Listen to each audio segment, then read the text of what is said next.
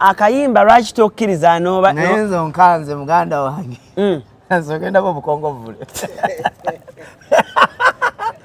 kubanga nze bembandi ku fourth floor ngoyimba salediro kuva Java no kanze nganda bangu no nalifani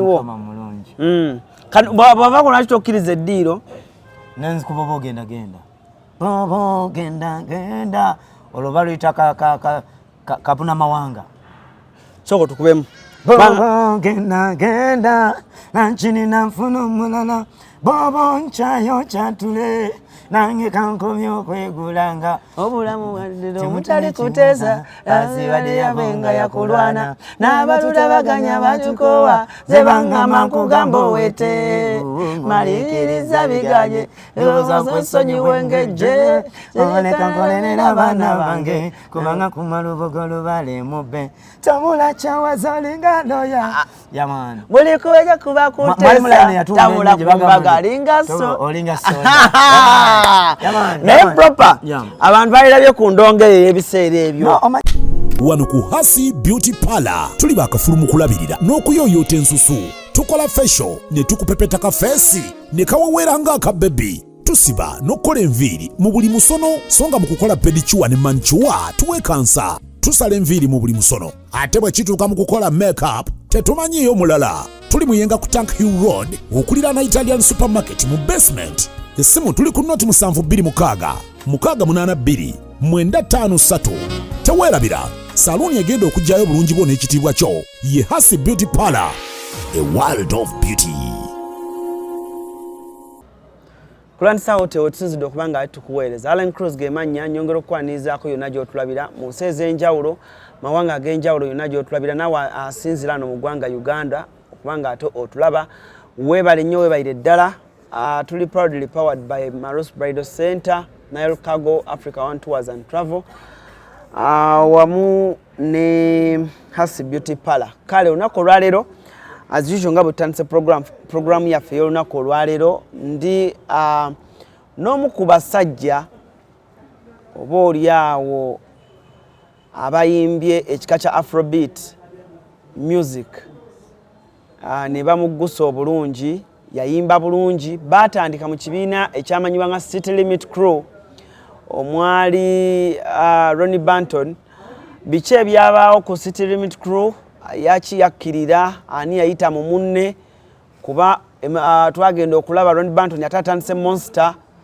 ate musajja nga taliiko naye nga ate yali omanye ebiseera ebyo CRUZ alinga nnyingi naye nga crew eyitamu olaba nga bali organized so City Limit Crew walaba abavubuka abaali abatonga bali organized nakuba n'akayimba awo abangi nnyo ke mujjukira yali mega hit yetegeeza nti nebakakuba olunaku olwaleero crowd yeyimba kayimba akamanyibwanga bwoba genda wakiri nafuna omulala kayimba kaali kamaanyi nnyo gwendi naye olunaku olwaleero musajja muyimbi is a vocal recording artist ate ng'era ali so talented Dr.Propa gwenna olunaku olwaleero gwe omuvubuka wa generation eno gwe bazaala mu 28-29 tulowulirize kubaka kati oyinza okuba wewajjira naye ffe abatandika endongo nga tukyali batooto togifolowinga oba bayimbi abaliko toyinza kubanga tumanyi Dr.Propa buuza kuba tulaba n'oluvannyuma tutandikiraawo yo PRO to the PN Dr. Problem.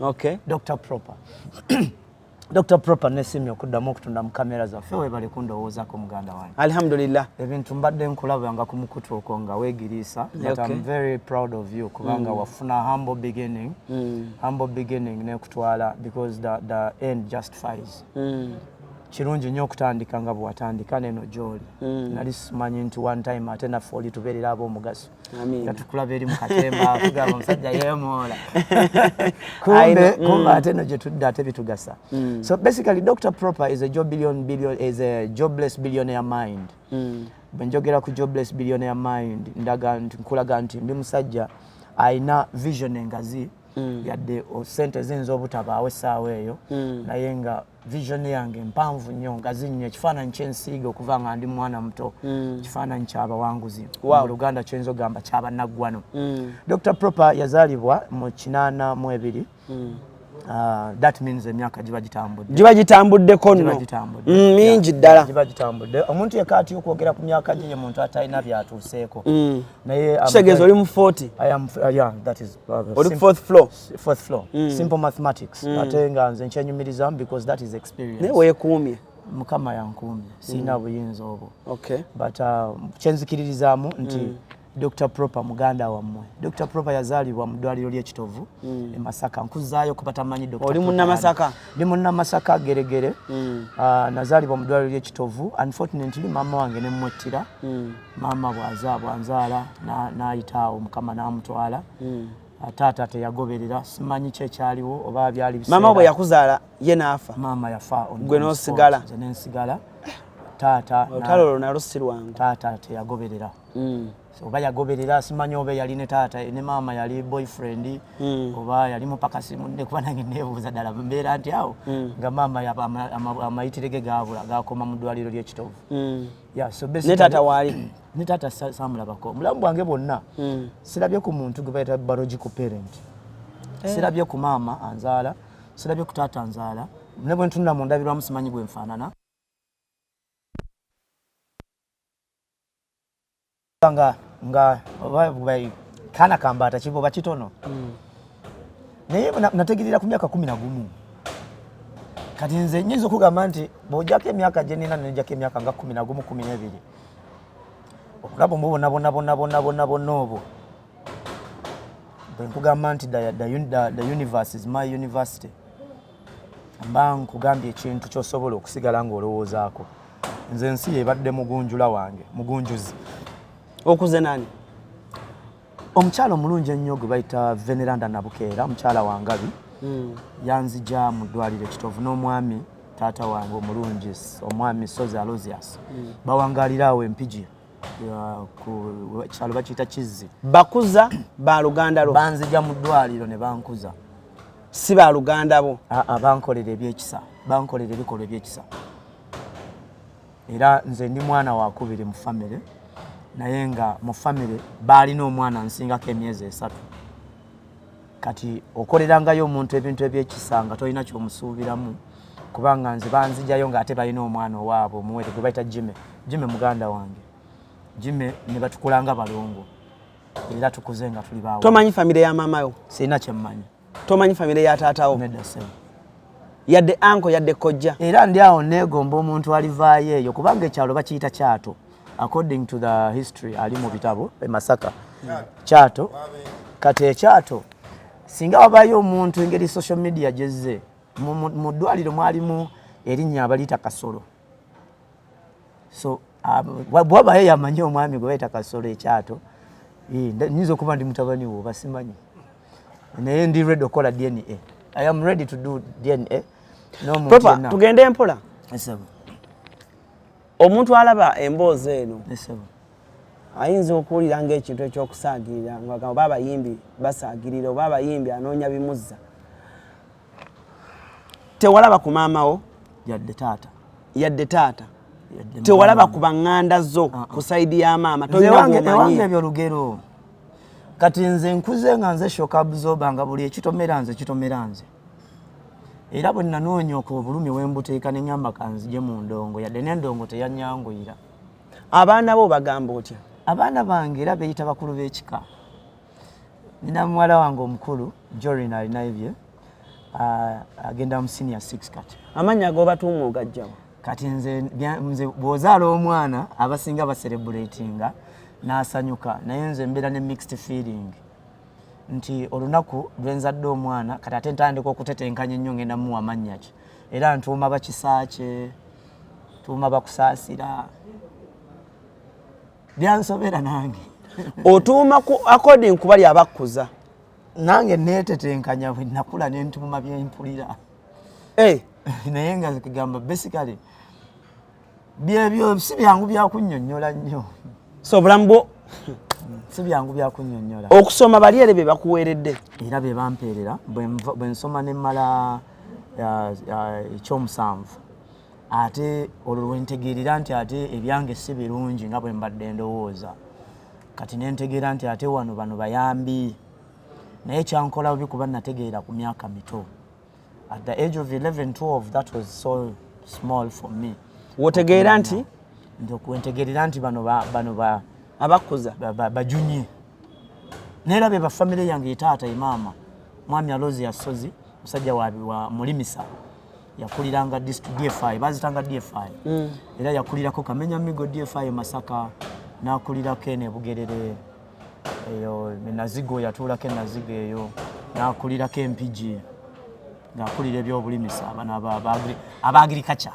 Tononyereza nko yadde mu ddwaliro ekitovu. Neta udde mu ddwaliro ekitovu. Nti mama bamuziikawa. Natuukawo nga waliwo bateekawo kiraalo kyante. Omutima nengumagummamu nengamba kasita ne Yesu yazaalibwa mu kiraalo kyante. Eddwaliro lyakulaga baziika mama. Mu myaka egyo bateebereza nti abantu babaziikanga awo. Kisoboka okubanga nabo teba record according to bikibe bamanyi. Walinga mwa kitongole bakitanga Focolare movement. Focolare movement kyali kitongole ky'abayitale. Mwalinga mu mukyala bamutanga Juliana Simanyi, mukyala yalinga muzungu. Simanyi oba Juliana akyaliyo. Naye nga yakwatagananga nnyo n'eddwaliro erya kitovu. But ekitongole ekyo Focolare movement singa wabaawo omuntu asobola okintwalako. Maybe oba nsobola okuddamu n'interestinga tracingako. Kati bwe nveeyo mu myaka egyo nga maze P7 olwo ate ngenda ebugerere. Waliwo omwami yali minister mu regime zino. Omwami oyo the late Honorable Sam Sebagereka.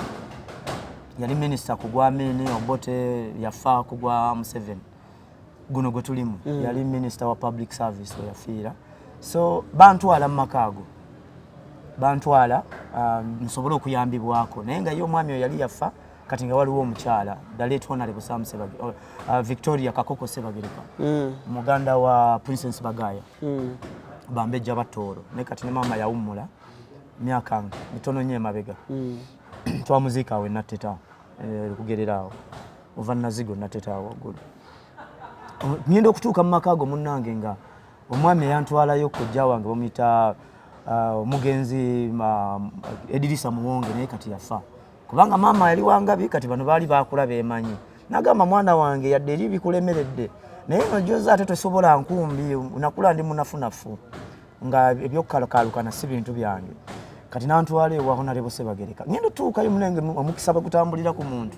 Nga waliyo omuzungu eyazze nga zo mulimu gwe gwa kunoonya abaana bagenda kuweerera wano mu Uganda. Munangu nze nasooka ku list. Ne bakuweerera. Ng'omujamani yasuze mu nnyumba eyo.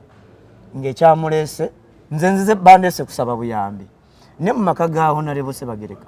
Nga mulimu omujamani Thomas Christian. Christian lili bwerito. Ho. Ng'agamba omwana ono nebimukwatako nze mututte. Nampeerera nenjoyininga awo Yale High School abasomera ku Yale bakatongole omutongole nanti awaliranye n'ewaka. Wama Dax Katero yangambako eyo somero yo bayasomerayo. Kati ku somero eryo amaka amalungi agali mategula gali waggulu mu lusozi lunene. Yawe nawangaliranga nkula. So mukama akuyambye osomyeko. Mukama nyamba nsomako nvaayo ngende Kyambogo College era nyongera mbikwasaganya calling yendonge ekola ki kubanga nze nkuze nine nnako yaddala. Eno ngojiva ogunde college wakuma mu class ki? Nkola senior yange 4. Mpuliranga tebinkolera. Nawuliranga tebinkolera. Omuzungu wa mugamba. Natuula ne mama nga tubeera wano ffe tukulidde wano Kololo wano wansi wano. Wansi wa airstrip awo. Kati mama abave South Africa the late Honorable Kakoko mugamba. According to Chempulira the venue wano wansi wano. Egudde wendonge gitukubira mu matu wali ewaka. Ngamba ebidongo kati bimpita. Olujukira ku somero. Yimbamu.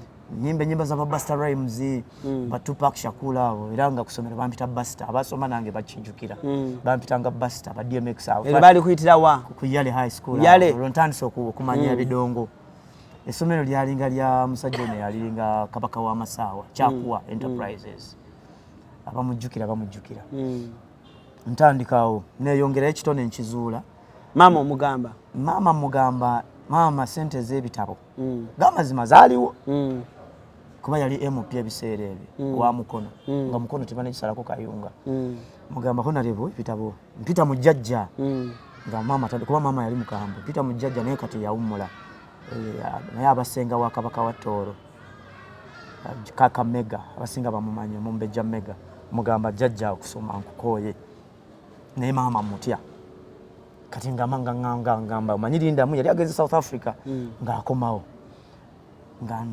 omwana we kuŋŋaanya ogende nga jjajja naye anyambako nga tumugamba nti omwana yagambye ebitabo akoze eki kati olwogopa ekubanga laddu ogopa DJs kati waliwo omulenzi bamuyitanga Zolomboka Pastor Zolomboka Zolomboka mumanyi nali mumanyi nga tubeera mu kizungu ene Makindye kati tumala okudde Kololo Zolomboka gwe mmanyi ng'ate yali mu bidongo ng'ali mu Bad Boys wali Kansanga Miracle Center ntandika ebidongo Zolomboka mugamba ntwaleko e Nairobi nange ntandika okukola ki naye nga Zolomboka yali mugezi era obusente bwange yali ajja mama yakkiriza ate yalina choice teyalina choice olokolingi omuzimu guli guyita osaba naye nga n'okusalawo wasazeewo kati abajjukira DJ Berry omugenzi pichi ya DJ Berry twalinanga omwami yali omuyambi wa maama bamuyitanga George nina kyakavuyo ke nakolawo maama jandeegamu oluyi nzija omujja ebintu ku mmotoka bwenti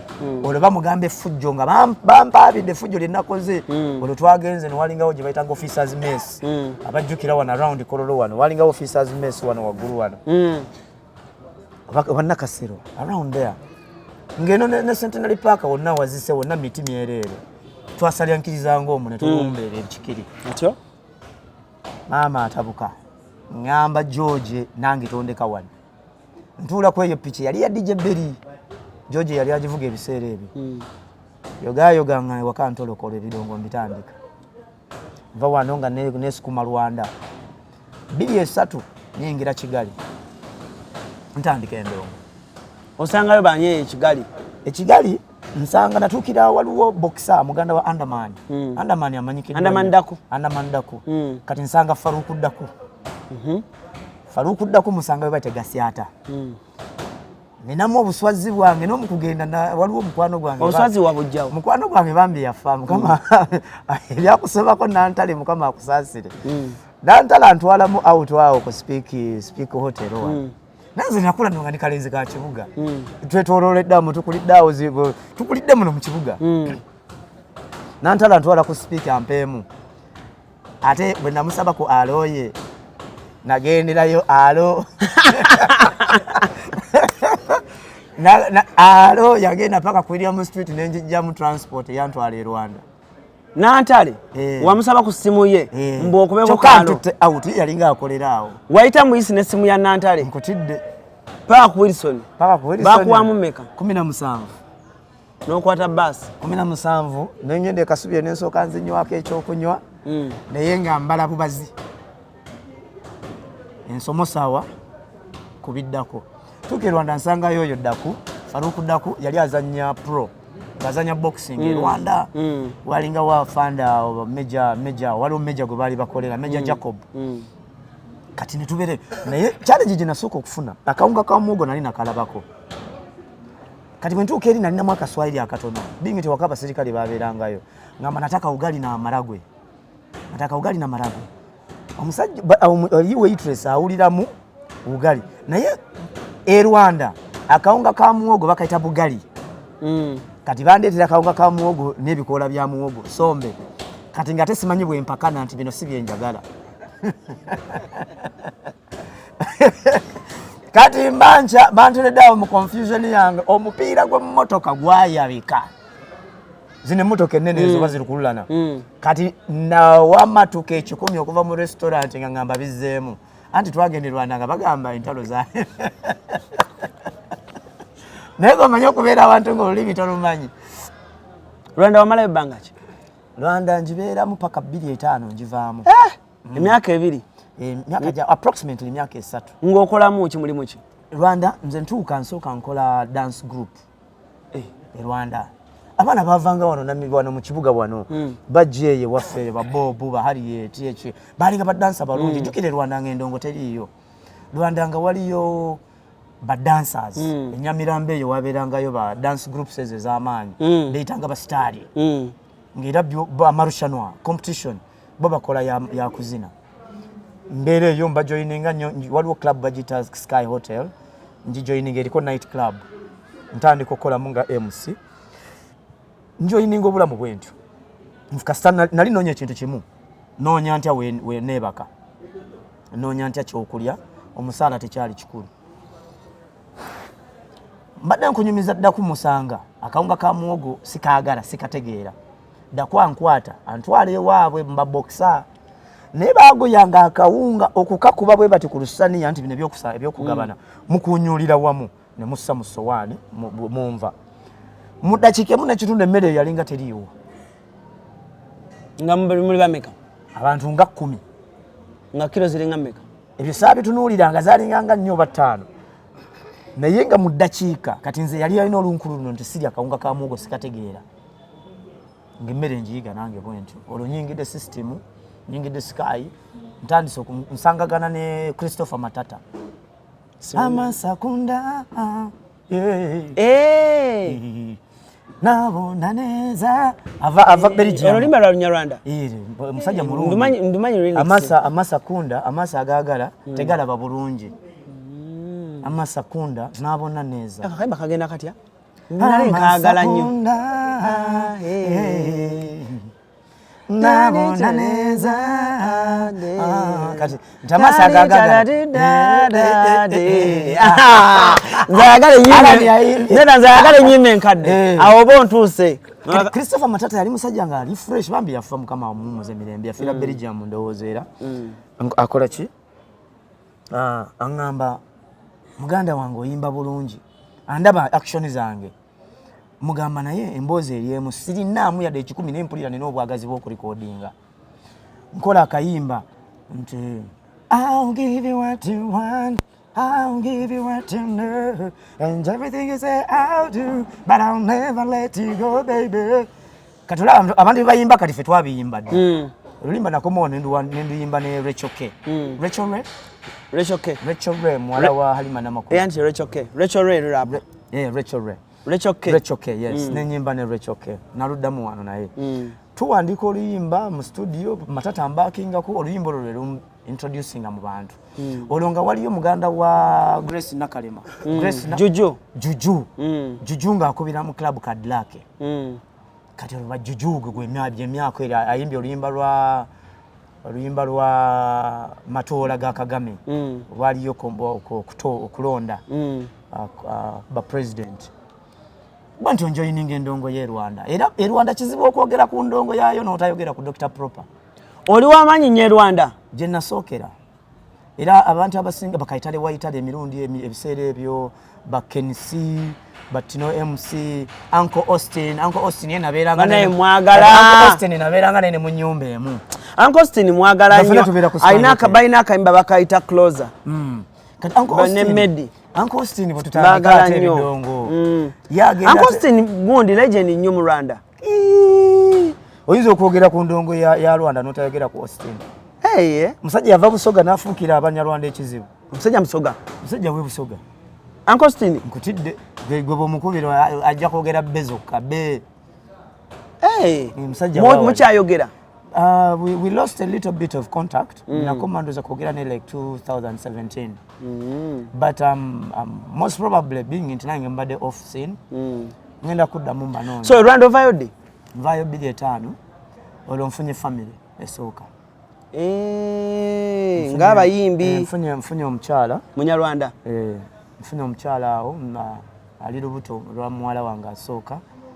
My first daughter akuze kati tukuze family ekuze bamwitani Jorin tukuze bakwanti family yanga tesiya sijiteka mu mawulire but I'm proud nti I'm a father wali ate wali bana bonawe bali okay. I have a big family mukama mwesigwa kuba kye nalina okukolera kubeera na family okay. Kivula mpulira bubinga omuntu alumbye family yange kubanga olumba kyotamanyi gwolumba alina Abakuzaala Quality Farm Madugomba bayita abalunzi bonna mu ggwanga okujja musomo gw'ebyobulunzi ogutuumiddwa ekyama mu bulunzi Citrus Farming okuva nga 5 okutuusa nga 6 January ku faamu yaabwe Madugomba omusomo gwa nnaku 2 era tugenda kutendeka abalunzi mu nnunda ey'omulembe endiisa n'endabirira ebyuma eby'omulembe bikozesebwa mu kulunda oyige bw'ofuna mu kulunda ate era n'okukuuma ebitabo banking and record keeping. Nammwe abaagala okutandika ebyobulunzi nga temulina ssente wakuzeewola mujja ku olwo tujja kuba ne campfire ekiro era ng'abayimbi ab'amaanyi ennyo mu ggwanga bakutusanyusa ekiro kyonna paka obudde Kyange osasula shilingi 2000 okulya okunywa n'okusula sasula ku momope kamunyenye mu 65 kamunyenye 3 kadaala merchant code 571 671 oba kuba essimu noti 779 291 ovuga n'otuuka e Maddu Town Council Gomba District nodda ku Maddu Kiganda Road kilomita 4 zokka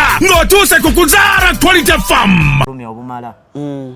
Nina obulumi obumala mba so okuma wano 2.5 nkomawo omwami Robert Kasule yakola City Limit Crew ansanga Rwanda Robert Kasule yakola City Limit Crew Siro ni Banton ni naawe kati nze bankomyawo wano ntandika okuyimbira wano Robert Kasule ankomyawo antwale mukono bwali studio bagitanga keynote eyo yalingamu muganda wa yalingamu Ediyawe balinangamu partnership tugende mpola City Limit Crew mwagisangawo gwenero ni Banton nze mutandisi naye ngo abatandisi baali Robert Kasule nenze artist yasookamu record label kati you're the first employee okay bangamba nti tulinawo wano talents endala baani bewandyegasse nabo baproposinga Ronnie Banton Cool Cardinal producer Cool Cardinal muganda wa Cool Cardinal aluddemu mu industry abaluddemu bamumanyi aleeta Ronnie Banton bampa Disnuts Galuwango bampa Bera Queen Bera Dodo nange be bantu bana tukampinga emukono oro City Limit etandika era abajijjukira twavuganga convertible ya Suzuki nenga nga Disnuts ekaya amanyovugo omuyini emotoka esula kireka katenge ino kunona ate bayimbi bayo naye nga bayimbi bayo abate bamanyiimo wano rezo mukubira no ngani avuga nemugamba gali no gwe stale che tubadde tulowooza twandibadde tugenda ku program eddako ze nkyali kireka Disnuts awo yali akyali mu Gagamel anga atanagendayo kyenzijuki Disnuts ava waffe yava wamugenda mu Gagamel bwenzijukira okay ava waffe genda wali naye wamwe teyabotola yakubamu ku nnyemba awo being nti yalina eddoboozi eriri unique that boy yali muyivu yali musajja muyivu yali mugezi yalina style egi yali ayagala yali mukajjo nnyo so that is my little journey to cut the long story short Dr.Propa nenyingira music wano nentandika chacha kirungi ntisaalika upcoming simanyi kye bayita kubeera upcoming gwe wakubirawo lwaki tokkiriza n'obaleka n'osala eddiiro de wange olosubikula echaputa mpya kusaba ebyedda byerabire kati wali upcoming ani akawandiika nze mwennyini gwe okewandikira nze newandikidde music enagwe owulidde bwe mmala okajjako engalo nkuba oba ogenda genda tandikirawo kati unaliko upcoming tandikirawo akayimba lwaki tokkiriza nayenze onkanze muganda wange nsogendako obukongo vule kubanga nze bemba ndi ku 4th floor ng'oyimba saleddiiro okuva gy'ava nze nga ndaba nali faaniwo bw'ava ku lwaki tokkiriza eddiiro nenzi kuba oba ogenda bobo genda olwo baluyita kapuna mawanga soko tukubemu bobo genda nanchini nanfuna omulala bobo nchayo chatule nange kankomya okwegulanga obulamu bwaddiro mutali kuteesa azibadde yabenga yakulwana n'abalula baganya batukowa ze bangamba nkugamba owete maliriza biganye ozosonyiwe ngejje oleka nkolerera abaana bange kubanga kumala obogolo balemube tamula kyawaza olinga Nonya yamani buli kubeja kuba kuteesa tamula kumbaga alinga so olinga so naye proper abantu balirabye ku ndongo eyo ebiseera ebyo. No, omanyi it is very unfortunate nti abantu babeeraawo kati see the way we are. Omuntu nabeeraawo nga yalowooza nti alina ekyamaanyi kyali mu kukola kati. They are not doing anything different. They must respect where we came from. Because but I think they do respect. Ojjukira endongo eyo. I remember Mr. Kisemakula yalina sigwa nsiimira. Ojjukira dundundum. Yalina besi baba. Yalina besi. Kati album yanzije Rwanda okudda wano. Sigwa nsiimira. Nga mpulira ddala omuntu byayimba nga nange bye nina okuba. Yali message. Mu kusikirizibwa okwo. By the way nsanga ani nga ndi Rwanda eyo nsanga Chameleone. Waliwo ekifuba kita Central Tireri. Bajita Culture Center. Baina show ne Mr. Nice. Kati musanga bamu styling enviri. Aba DJ Black abani nga bali na yao. Bachaga bachali ba backup. Mugamba bade nsaba kuyimba mu nange ndi mwana weka. Airanda ngamba. Nyimbira makapera. Sako nyimbira mwawo. Mugamba sijja kuyimbira. Naye nze Dr.Propa ajja kumpulira. Ngendo ngonjulira nange mulinje kola. Yakuwa chance. Teyajimpa. Yagamba kire yakuwa nsonga ki. Naye najje mabegeno nga ye teyampa mukisa. Naye bingi nti nze nali ndi Rwanda. Nange nanoonya ene engeri gye nkola ki joyitamu gye mpitamu okugenda okuyimba era n'ennyimba nenziramu n'enkwatagana. Chameleone yali omu ku bantu be nasinga okwegomba ennyo mu industry. Namwagala nnyo naye teyanjagala kikyannuma paka leero. Era ALLANCRUZ bw'obanga gw'osobola okumufuula mukwano gwange. Chameleone omwagala nnyo. Namwagala. Just nembeera disappointed. Wali omutuukiddeko n'omugamba. Nze kyemmanyi nti omuntu asobola okumanya ekikolwa ky'omuntu ne bw'oba tomuliraanye. Namwagala nnyo. Gw'olowooza lwaki gwe mu ndowooza yo gw'ogamba takwagala gw'olowooza lwaki takwagala? Sijja kugamba mbu tanjagala naye ndowooza oba yantya. No. Omuntu yenna nga mugezi mu kyakola asobola okumanya nti wano tulinawo amaanyi agaagala okufaanana. Nyinza okuba sikkiriziganya. Kale tewali mutawaana. Time will tell. Nzikiriza nnyo mu biseera. But one thing I know for sure, kino saagala kufaana kyo ku mutima. Chameleone ye muntu gwe mbadde nasinga okukyawa obulamu bwange. Tolaba nti sirina bazadde. Ndaba nga tiye alinganga oba yankola kiki yankola sobola nakitaaminga. Nti nze najja okunoonya obubuddamu mu ndongo ate n'enfuna yanjigganya.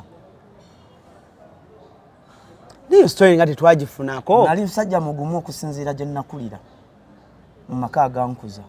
Omuntu yandigambye Propa. Kati kagambe okunkuba tekyali kizibu nnyo okusinga ennaku yange ey'obutaba na family. Yakuba. Bankubanga. Bakubirawa. Ne yanga mulo oyo yankubako era ku orders omukulu. Alibagala ebintu byenjogera. Propa yanga mulonga kuba kati kagamba amazima. Waliwo ebintu bye twogeranga. Kale ekikinjogeza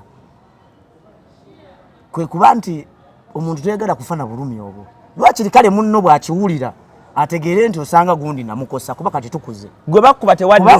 Wali awo ng'oyimiridde buyimirizi nga bakuba. Bali baba babawunsa munnange. Baba babawunsa. Naye ekisooka lwaki saamuddiza. Nze nali kati bw'oba gwakola training tewali nsonga ekubisanza atalina training. Oba ontegedde oba okutte ensiri n'ogikuba essasi. Bakusanga ng'oyimiridde ne bakuba.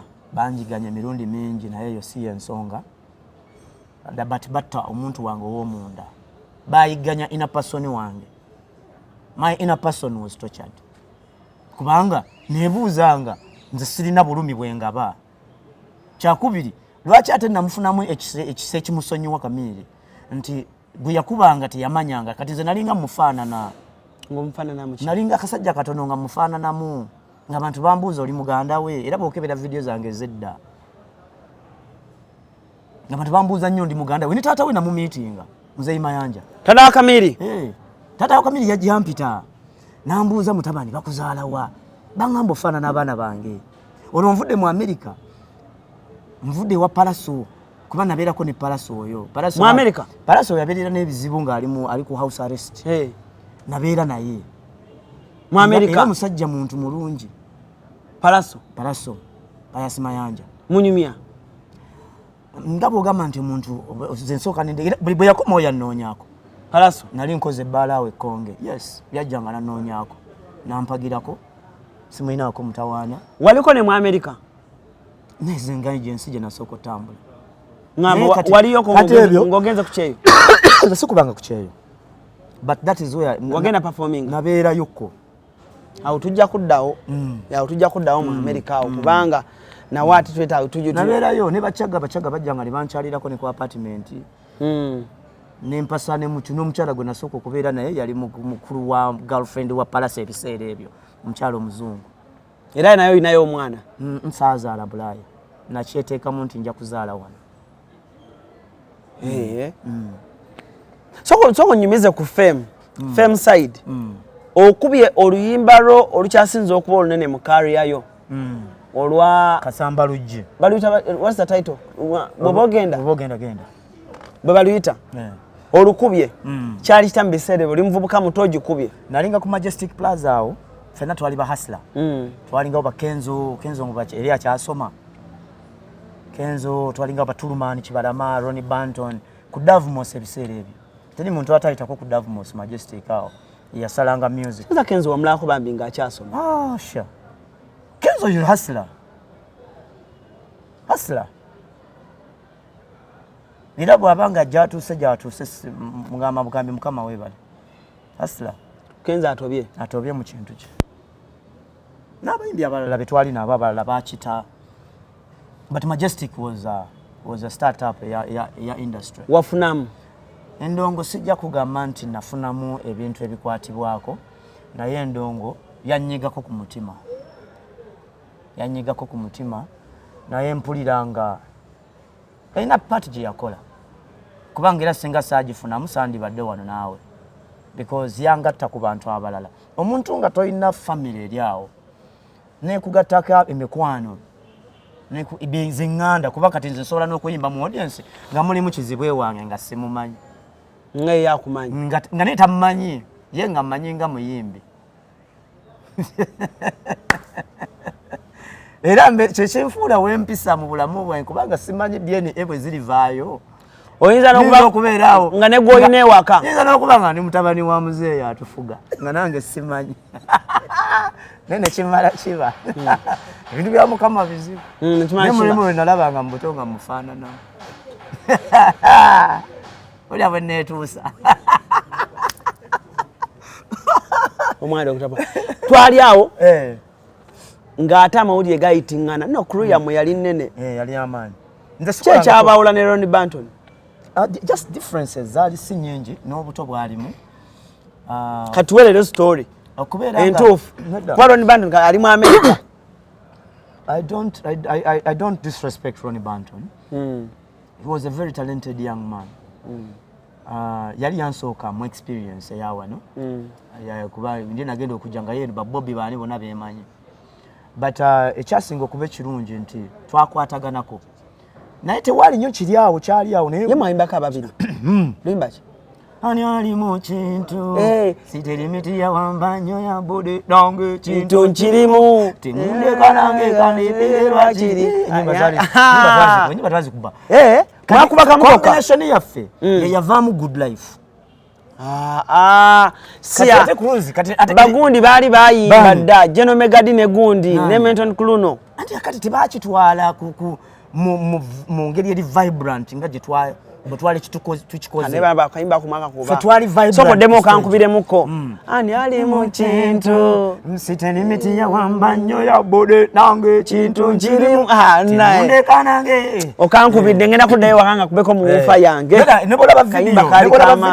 myaka gyadda naye twambadde nga ba igwe ebikolawo ebiri olwani abateekamu ssente Robert Kasule olwo nkwataganye nange ne ku mikwano gyange gy'omu America mwakuba olwo ne Ronnie Banton bayitanga Sala Mukungu anti wa Red Banton there is a way we are supporting mukao career yange na mwakuba olwana ali mu kintu ne mukuba luwola twakuba mazima omusajja kuyiso bubi muveeko tomulemerako twakupanga dansole za combination nga bolaba nti nze nalinga wa soft nga Ronnie Banton wa waliwo olimba tetwakuba le bayita nalo buli kyokola nalo bwekuba kyeyo nalo apa Uganda tunara kina fancy tunastom okay penda come and dance with me twakubanga zikali bye bali mukuba kati ate. That's what I'm talking about. Echekeza mwali duet. Fetwali duet, yes. Ronnie Banton. Ronnie Banton ne nange. So in the middle, then we muna atandika okuba is single because at sometimes you agree to disagree. Waliwo bubeera bwawo. Ona asikanga nawo na chebase ona agamba tugende tukole ona bera yakubanga bibye. These nuts na kuba bibye. That's the start of nezo CRUZ akolanga sente oba mwalinga mfinyomo twafunamu okusomozebwa ku muntu ate yali atumanaging yabiranga mu America kapsuli yabiranga mu America kati nga tusobola actually ndi ya chimbusa Geoffrey Rutaya meeting ya Geoffrey Rutaya ngamba natudde ku TV nendaba enyimba zo zonna bemanko bepenga kitegeza mbe kozi nako nakokako zijake mwamwa unange mundeke zijake mwamwa na yali yama twawukanira UK ne Ronnie Banton twayawukanira mu UK okwawukanira ddala. Oyagala okutikira ebintu ebiri original kuva mu America ng'amasimu okuli iPhone n'essimu endala, computer, laptops, ebyuma by'eddwaliro, ebizigo by'abakyala, perfume n'ebirala bingi. Weekwate Nairo Cargo Carrier e Boston okutikira ebintu bye byonna. Teweetaaga kutambula kubinona, beesige babikuleetere w'oli. Nairo Cargo Carrier ekuguliza ebintu ebiri original ku mikutu gyonna mu America nga Amazon, eBay, Apple, Walmart, Best Buy n'emikutu emirala mingi olwo ebintu bino n'ebitikka ng'ekozesa emmeeri oba ennyonyi okutuuka w'oyagala. Nairo Cargo Carrier tusangibwa ku kizimbe Masengere Emengo okulira na BBS Telefina. Okumanya ebisingawo tukubire ku simu 0700-389-155 oba 0700-389-147 oba ku website www.nairocargocarrier.com. ebintu byonna osobola okubifuna naye ebiri original nga biva mu America. Nairo Cargo Carrier yebireeta.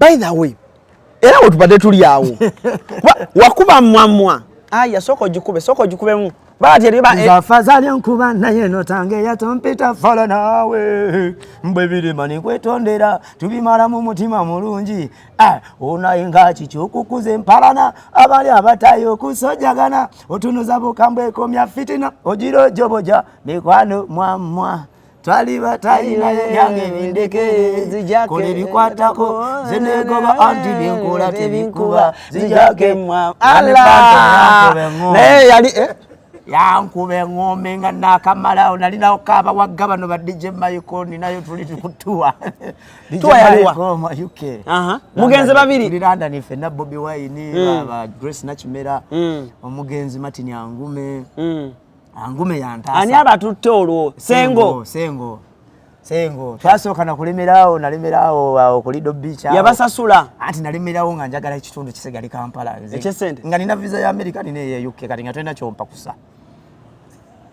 natenda kyongamba walemerawa kulido ngoyagala ki sente bazikuwa nibampaka ekitundu nentuukayo ne baagala ovengesa nembagamba nenkuba nasulanga mana park tenkube meza nebagamba ezange nzaagala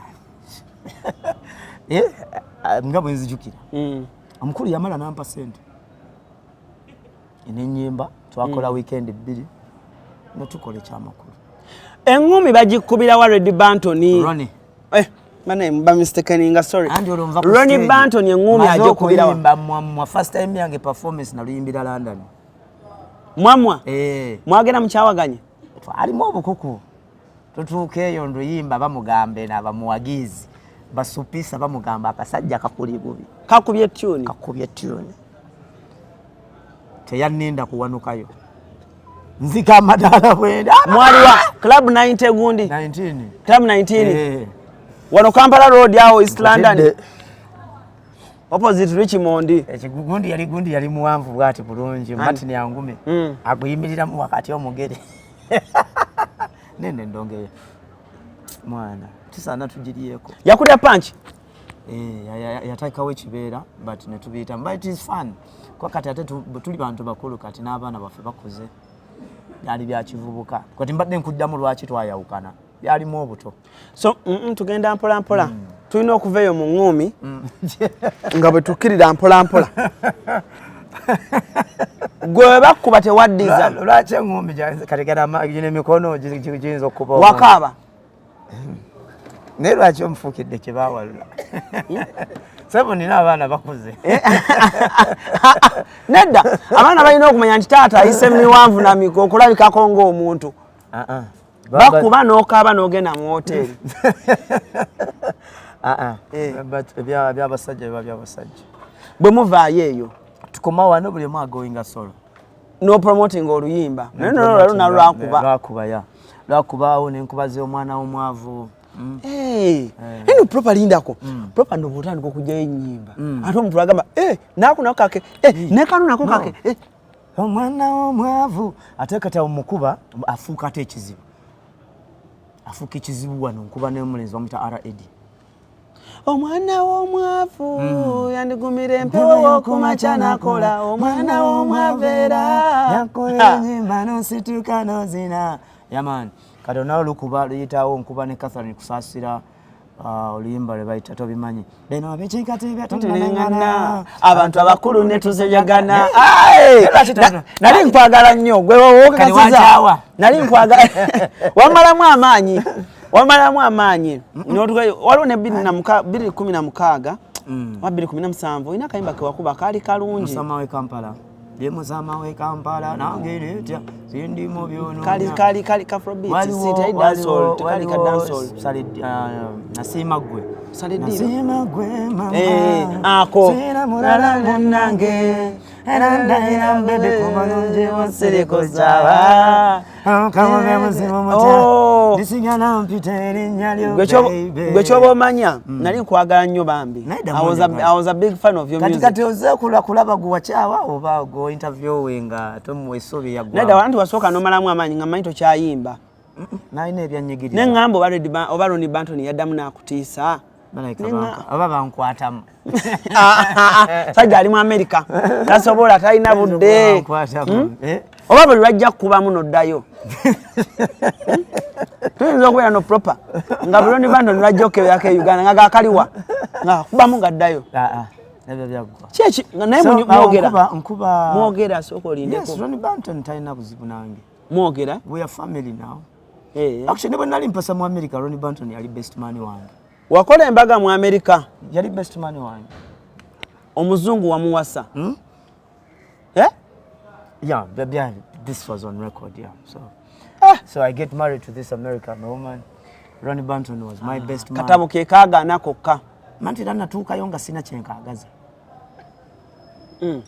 wali agamba ebintu ebyo birimu bwobanga okola ekintu osooka n'omanya kyosobola ebiri bintu bya paycheck yaabwe erimu okukola kungi nga weetaaga okubanga ddala obisobola kale ate nze sibisobola ndaba engalo ndaba obugalo nziraba nina byensobola akazindaalo tekazitowa kaweewuka naye kati eri waliwo ebintu byosobola oyingiramu nga tobisobola propa kiki wafuna mu ndongo eyo kyenafuna mu ndongo era mu mikwano gyange kyenafunamu teri yadde kataka yadde kayumba yadde biki oyagala era banzizeeyo wansi ani agenda okukuba bannaffe abataagala kuwulira kintu kyonna waliwo omuyimbi omukulu yayimba n'agamba mbu temumpaanira wano mumpaanire wa oba yali basudde tiboba ompaana kafeero bamuwananga nti wakabi ayimba nnyo naye nga bagamba mu bantu temumpaana mu nsanga ebbali mulimu omuntu olina omuwaanira ebbali 2016-2017 waliwo omukyala eyagamba nti propa namuwadde sente zange n'atanjagala n'adduka propa omukwano gwange neetunda ndeka neetunda nga simanyi bemba neetunda mbadde simanyi waliwo omukazi omukulu ate mukulu eyagamba tewamwagala omukyala omukulu atandikira ku myaka emeka mu gavumenti yawo ne baga nti gundi ya muntu mukulu atandikira ku myaka emeka propa bw'oba wali wa myaka nga 32 kati bane oli yali nga wa 5 ge obadde olina ekifaananyi kye okiraga abantu nakusaako ne mu mmotoka nga mwevuga saagala osale bigambo Propa emmotoka yali ennene yali ya black motoka ki yali mmotoka ki mwajjako ne ku masengere 2010 Propa omumanyi 2017 2016 gwogamba yali manager wange yali manager wange Patricia. She was my manager. No. Patricia tamwagatta. Kubanga awo wenjawukanira mu ndongo biseera ebyo wenvira mu ndongo. Patricia naye mwayawukana bubi. No, yali manager wange. Ne tubaako bye tukola mathematically nga tebigguka nga bwe tubyagala. Ne wabaamu differences z'abantu ng'abantu. Ne tutayawukana bubi ne kuba nakati tuwogera. But just nti ogamba nti tukiwummuzaamu. Nga nawe bw'okolagana n'omuntu omulala. But there was nothing so like Lwakwati amawulire gwe kyegayagala ng'okuyisaawo nti twali tweyagala. Tewamwagalako? Yali manager wange. Tewakwatako yadde? No. Nina abaana bakulu.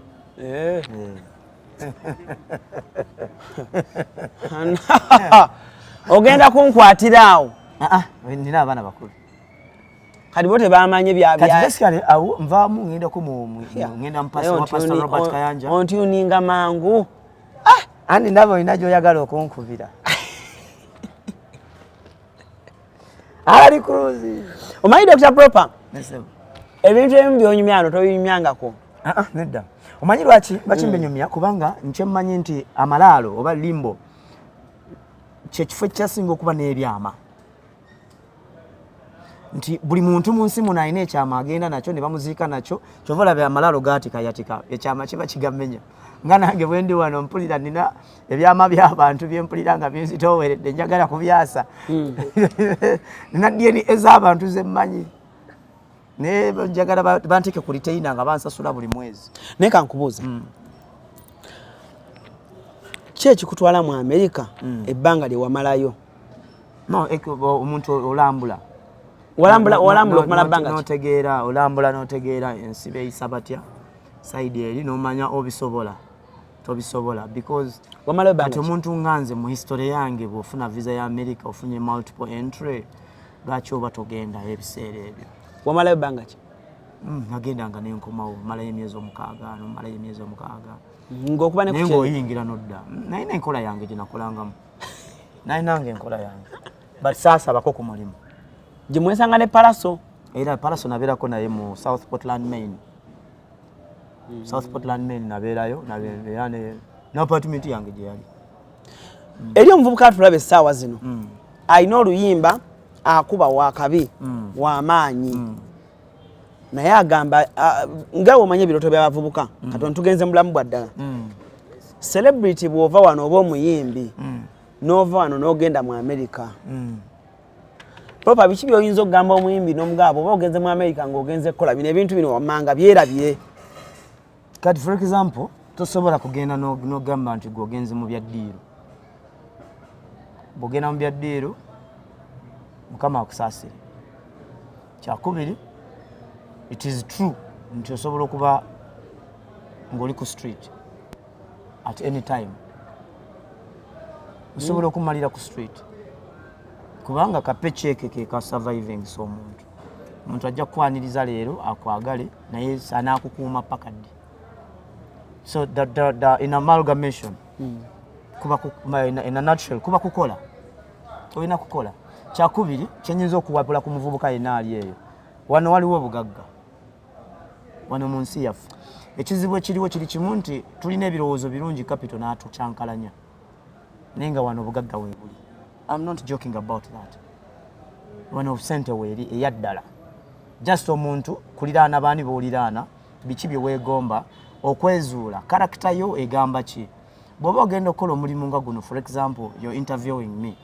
Olina ebintu bye watuula ebbali n'obyaseesinga nti bwe mba njogera n'omuntu ekikabu ekiti nja kwogera naye bwe nti nina omuntu nga ne bwankubira siyinza kutunula mu kamera ye.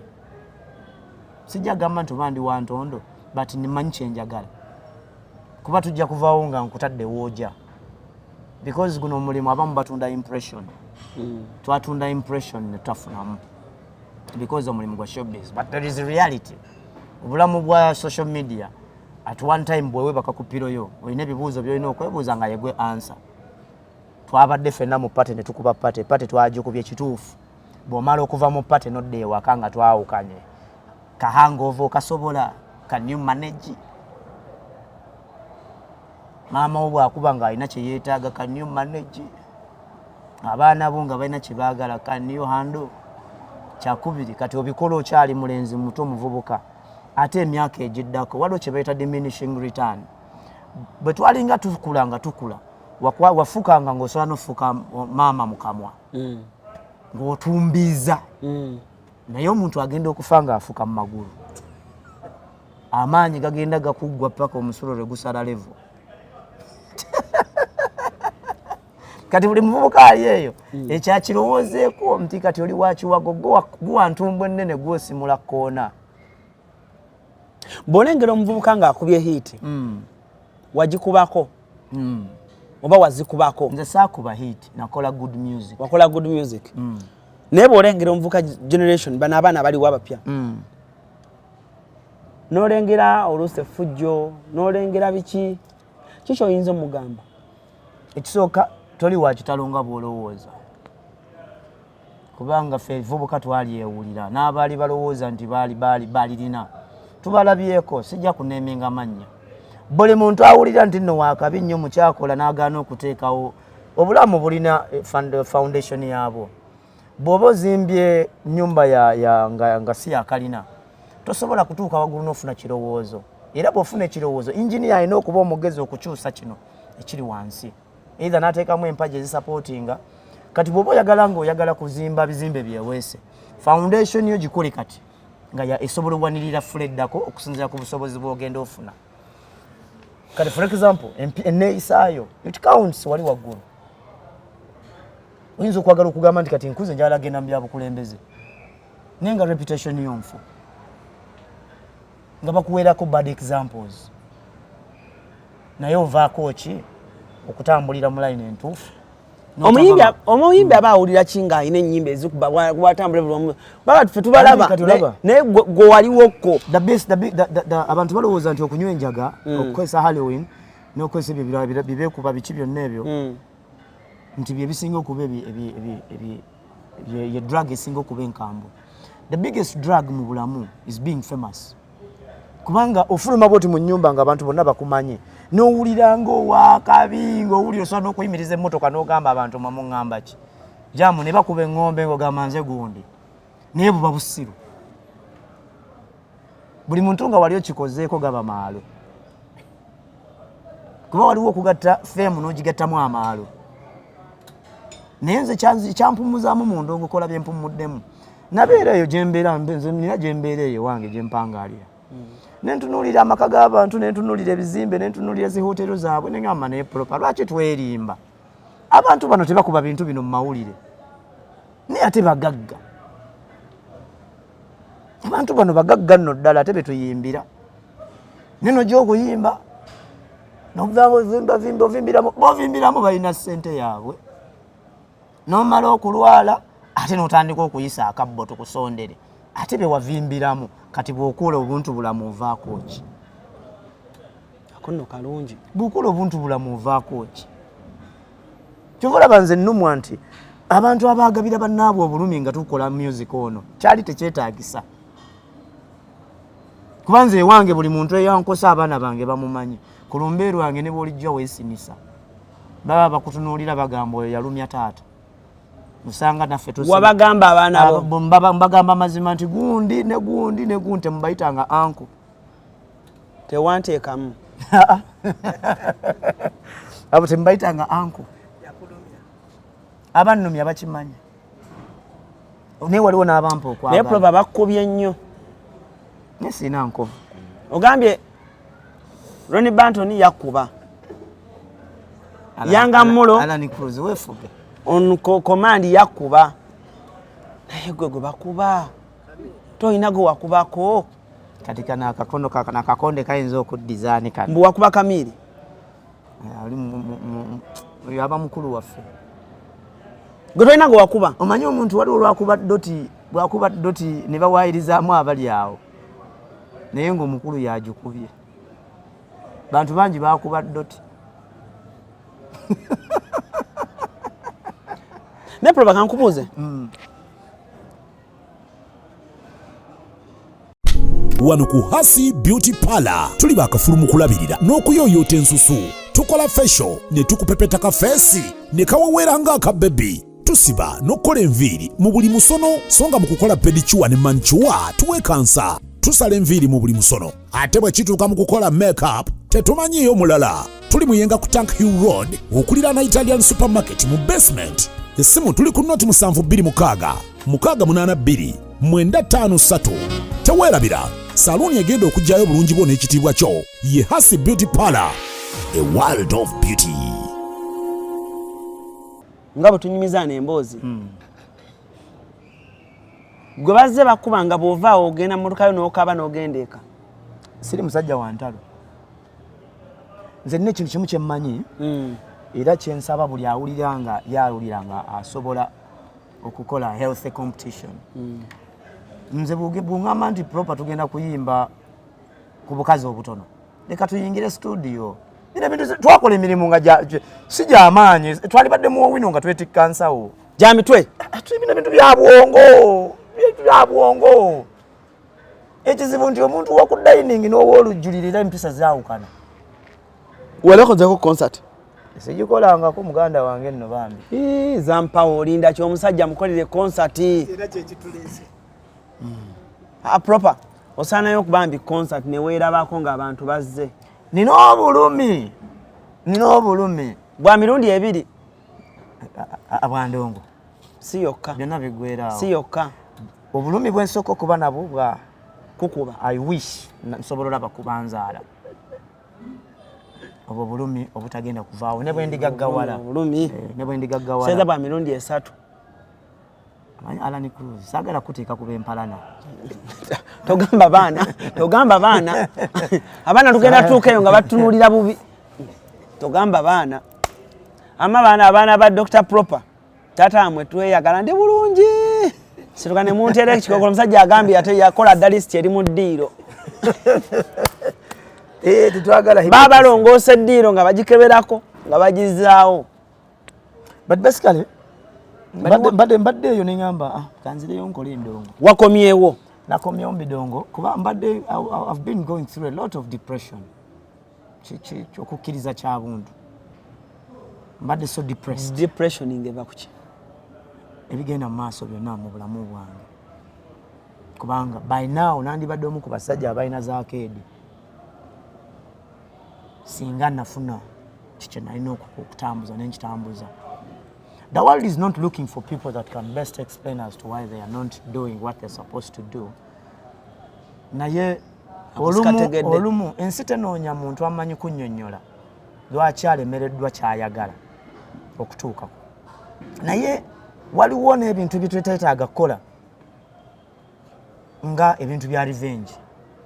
Because mulimu ebintu ebituuka nga mu mbeera ekutambulira ku revenge yeyandikoze. Naye olw'obuntu bulamu n'ogamba obudde bujja kuwogera. Mu industry mulimu eddogo kituufu abayimbi baloga. I don't believe in that. Nze bw'oba oyagala kundoga ng'oyagala zino enviiri saagala obbenzibe njagala nzisale nga ondaba nzikuwe. Sikikiririzaamu. Nze nzikiririza mu kugattako nti bwe mba n'omutwalo nengattako gukola ebiri. But ekintu kyesobola kubaako nakyo control. ALLANCRUZ bwe nzira n'enkukuba eŋŋumi mazima kakati. Awo obulumi bwe nagambye. Okitegedde? Kati ozo nkubye gwe wakolamu ku bukondekonde bwo gye mwakulira ewammwe ebitategeerekeka. Ffe twakulaba tugamba muti bakulu bammwe. Omuntu yenna naye yakuba Dr.Propa sikwagala. Simwagala nange kati. Kuba kati oyinza okuba mu myaka gy'olimu. Kati kisoundinga kitya nti gundi yankuba. Mulimu ebintu oba kati nga mumala mugamba mbu nno omuntu mwagala tugende mu first world country. But n'obulamu bwo bwennyini oli mu third world nga ggwe. N'endowooza eri mu third world. N'osanga musajja munno mukulu alina abaana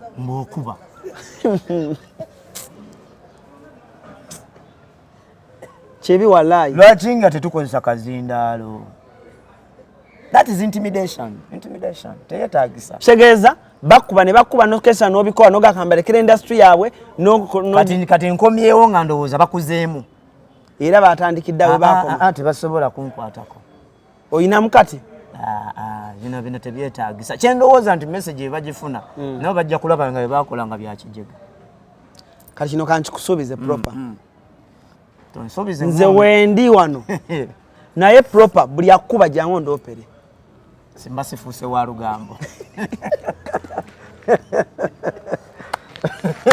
Ngenda kuba bukube music mulungi. Ngenda kuba bukube ndongo nnungi. Proper. Anada nkoye okufiira mu kimugunyo. Ate gwe busoso kyoge obyogera. Ati waliwo omuntu yennyini omubine mulugunyaako. Nva wano ngenda nkola wa Ian Pro album yange.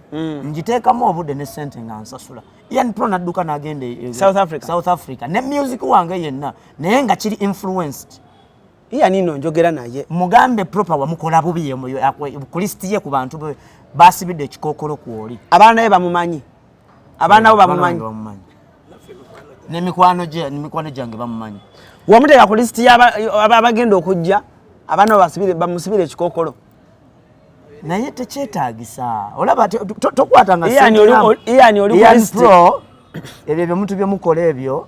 I paid you my good money n'okola album yange. Good money? I paid you good money, over 5 million. This on record. Buli omu akimanyi yabeerangawo ku studio yo. Ian mukwano gwange ali South Africa oba yakomawo. Mbadde nsaba gwe muteeke mu mboozi ey'ekyama. Ninamu ne international song. Ninamu oluyimba. Esimu yange eriwa? Oluyimba nalukola ne guy mu Spana. Yakola music wange n'amulekaawo n'agaana mu masteringa n'atema n'adduka. But that is my money. Wakola olima ne guy mu Spana? Ne album nambe ya gospel. Ne music omulala. Nagenda ne music wange olonongeza kati mumanyi nti Proper abaddeyo nga talina bulumi bwa ndongo. Ne lwe najjayo omutwe nzire mu nnyimbe. Eruli nakwata nnyimba zange zonna n'agenda nazo. Producer naye nga alina influence ey'omuntu. Gwe buli lwovaayo okukola ekintu bakuboddeyo. Naye ndozo bankyusa ensi mwenkolera. Nedda. Wonna weebali. Kubanga lw'osoosa ogenda yuko okweyimbirako ofune akasente ne bakkuba. N'okomawo wano okola ebyo ne bakkuba eyangamulo n'ogamba ne basirika yangamulo mbunakkuba. Kakati bwe wagenda mu America oba nayo palaso yakkuba. Palaso talina buzibu. Talina buzibu. Ani akusangayo nakkuba? Tewali. Kati wakomyewo wano era bakutiisatiisa. But one thing changing the bagamba kiri kimu. Bwe alowooza okuntiisatiisa tokkirizibwa kunkangakanga. Tokkirizibwa. Oli nani kati okola nani? Sawa eno ndi nkola solo project. But nyambibwako omwami bamuyita Zampawa. Sajja wangu oyo twasinkana Senegal. Wow, that's beautiful. Twasinkana Senegal wali ku papazi we yajja. Nangamba nti ava Senegal. Nanyumiza Senegal nga bweri. N'okuba ekifaananyi kyayo. Wow. Ne tusinkana. Amen. Msajja so kati mwami yali ayimba. Amala n'agamba Proper oli musajja muyimbi mulungi. Kye kiseera si kyangu nno by the way. Omuntu yayimba n'agamba naawe kankutwale. Not respecting a talent. Zampana yayimbako. Yalinga King Zampo. Naye tubadde tusaba guno mwaka nga tegunnagwa akatweyimbiremu wali ku Zampawa. Tubireke muganda wange. Tubireke. But otherwise nga tumaliza program yaffe y'olunaku olwaliro. Njagala abantu obategeeze. Proper wakomyewo ogenda kuba endongo yennyini kuba tugenda kuwa ne babouncer. Dr. Propa ekisooka sigeze nsabye nkola bemba nnyimba that is on buli omu akimanyi. Buli omu amanyi adawutinga nti Proper si muyembe gwe n'erijjaamu. Ogambe nti tuyimbe. Nze akalowoozo ko kannyumira. Mukama tasobola kumpa bulumi bwokka. Yajjawo biri ebirala n'amala n'ampaate ekisobola okunyega omutima. Omwana w'omwavu yanigumira empewo ey'okumakya n'akubwa. Kana naawe nfuukidde kye baawalula. Lega basically sigena kola maso muzakulwana. Nkusabira nnyo bano okomewo Propa nkusabira nnyo. Muganda wange njagaliza ekintu. Iya ne nyimba za Propa zikomyewo enyimba zange zimastering ozimpe babanga Katonda nga wayonke ebbere lya Katonda okimanyi mu mutima gwo nti nakusasula. Tulina akayimba akapya. Nino limbo lupya lwengenda okutaba luyita Wina. Lugenda lutya? Ngamfobya nze nga ntobye. Naye nfonya kituufu mwekyo. Bamanya emisanvu mwempise. Mutanuulu mwempise. Gwannamulatula mwekyo. Koza amawina wow. Amawina wow. Walukoledde wa? Nolaka lugenda kukuba 224. Yeah. Yesu lolikomao ndose lolikomao amazambi n'amasanyu g'enseno mbyerese mbyeneye onsasire cause I'm a winner. Hey, man. Yeah, I'm a winner. It's a beautiful song. Njagala demo koleyo ne Ronnie Banton yakayimba. Njagala mudemo koleyo k'abantu abo. Ronnie Banton acha ina byasonda. Bana banga amazo bisonda ne biwera. Nja kukoma wano. Banange bonna agendayo. Kubanga omuntu agenda chusa location abana ebirubirirwa. But anytime bwe musanga bwaba ali mu good vibe we can always do music, no problem. Okay. Niceness. Thank you so much. Any number omuntu ayagala okufuna for gigs Christmas season yino je tulimu? Any number tuyinza okubeerawo nga waliyo abantu abali eyo abagala Propa ogendo bakubira endongo ye nyini endongo nga mbi kutegeera enamba kanyo oyinza okuba oyagala Propa akakusindikirawo essimu yo enamba tugenda kuteeka ogenda kubanga onoonya Dr.Propa oba oyagala mikolo oba oyagala mbaga oba oyagala ki actually I'm taking that direction churching music abulirira music ya umuza by the way ngenda nakutengenda kukola music tuli mukola feno band oyagala kuba na pastor music nga bwofirwa ate ffe tujja ne tuliyowe emyoyo kale some namba enamba egenda kubeera 0742 28 21 0742 282 199 ya utuuka ku manager wange manager Zampo. Wow, thank you so much Propa.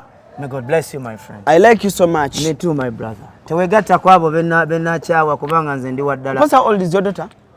My daughter asagala kwogera myaka gye but agenda senior 6. Agenda senior 6. Yeah. Chandi bada to the senior 6. Kati batugattagatta kawo COVID bikibi kyawo. Emyaka abana gye batasoma ninga mu 18 19. Obukumi olukulu buwo myatooke era ekinyambye mbe nanti nkuza ate nkyanyumirizaamu kuba nina n'ebiraga nti nkuze. Assalamu alaikum. Wa alaikum salaam wa rahmatullahi wa barakatuh. Wanji? Erimu gunna. Jiddem. Wassalamu alaikum wa rahmatullahi wa barakatuh. For now, that has been Dr.Propa for you. Mweraba. Abakuzaala Quality Farm e Madugomba bayita abalunzi bonna mu ggwanga okujja musomo gw'ebyobulunzi ogutuumiddwa ekyama mu bulunzi Secrets in Farming okuva nga 5 okutuusa nga 6 January ku faamu yaabwe e Madugomba omusomo gwa nnaku 2 era tugenda kutendeka abalunzi mu nnunda ey'omulembe endiisa n'endabirira ebyuma eby'omulembe bikozesebwa mu kulunda oyige bw'ofuna mu kulunda ate era n'okukuuma ebitabo banking and record keeping. Nammwe abaagala okutandika ebyobulunzi nga temulina ssente wakuzeewola mujja ku olwo tujja kuba ne campfire ekiro era nga abayimbi ab'amaanyi ennyo mu ggwanga bakutusanyusa ekiro kyonna paka obudde kejenge osasula shilingi 20,000 okulya okunywa n'okusula sasula ku momope kamunyenye mu 65 kamunyenye 3 kadaala merchant code eri 571 677